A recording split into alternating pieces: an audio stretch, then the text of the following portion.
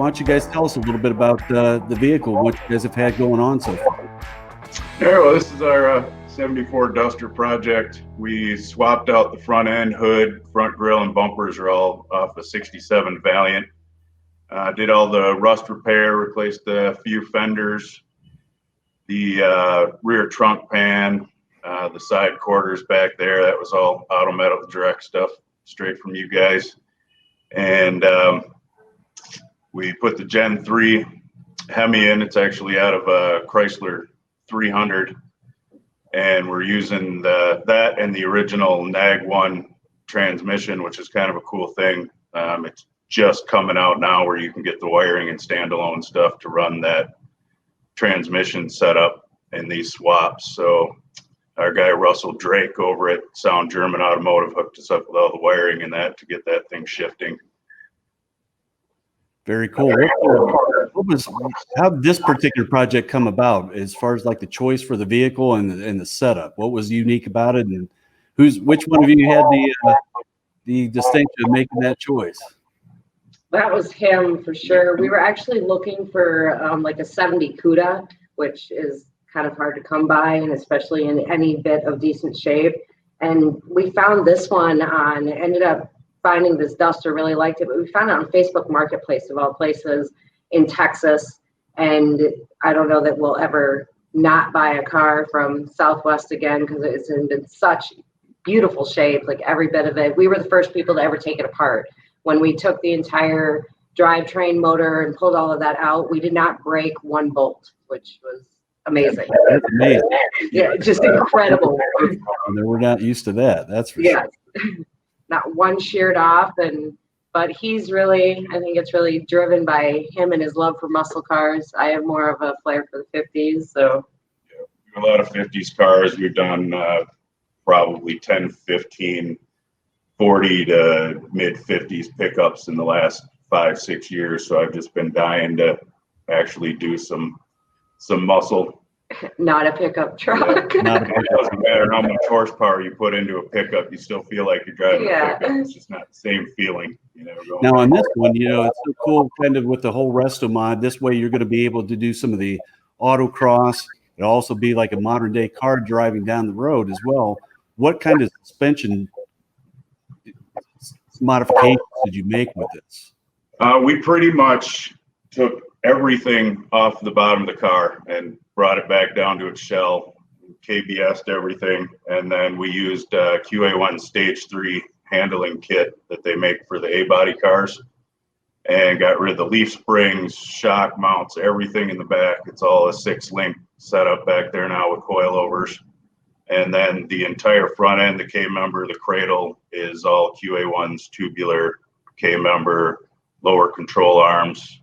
And the cool thing about their kit is you can retain the original torsion bar front suspension, but still upgrade everything. So it still kind of keeps that Mopar feel to it, Yeah, very cool. It definitely makes some good products, that's for sure. Yep. What's the biggest challenge you guys have run into so far trying to make the mesh the old with the new so far? Well, I think the biggest challenges are still coming yet. There's been a few pioneers that came before us in the last year or two to help out as far as motor mounts and that kind of stuff. But when you'll probably see in some of the pictures, we've got headers to build yet in no space to put them in. We're going to we want air conditioning, everything that a newer car would have. Yeah, so it's going to be fun fabricating the brackets and the parts to get all of the newer things operating. If we just wanted to have it be a running, driving car, we'd be 90% there. But you'll be able to go across country and have a reliable vehicle and still a lot of power to.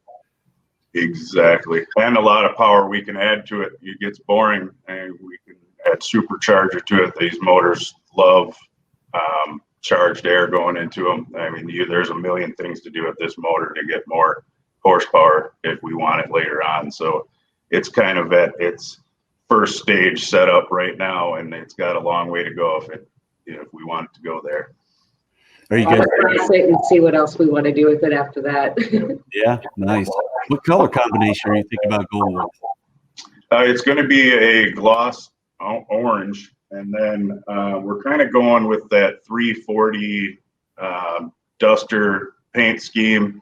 So most of the hood will be satin black, front bumpers, and then that satin black will kind of follow up around the windows like they did in the 70s. Very cool. And, the only difference is the front, we're not going to have the snorkel scoop and everything on it because we went with the Valiant front end. So we've got a pretty good rendering. I think you guys might have it that shows how we're going to change and cut the paint up the center on this waterfall on the hood, which I think is going to look really nice.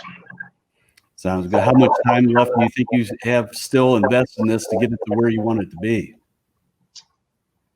We probably, there's a good month and a half if we were just dead on it, the whole time.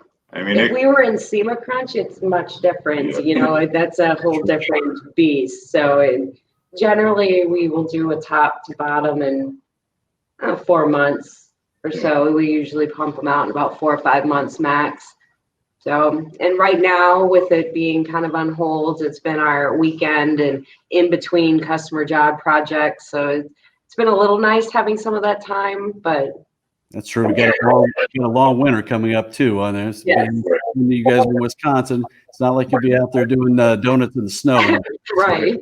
Well, we could have it looking finished in probably 3-4 weeks. Right. But that's awesome. The rest of that time is all, fiddling with the small parts, getting everything working together like it's supposed to. And I mean, we were putting 4 or 5 different vehicles together and trying to make them all communicate. It just, there's always downfalls and hours sitting at the laptop, looking up parts, talking to people. And I'm sure as you go through it, just like everybody else, it just evolves and changes as you go along, and you see something you want to maybe tinker with a little bit more that you didn't think about to begin with.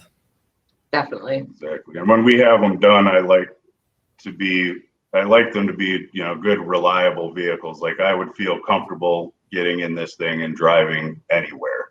Absolutely. The last thing you want to be thinking about when you're on the road or in traffic is if something's going to break or if you did something right or whatever. So I really like to spend the time and get the bugs out of them.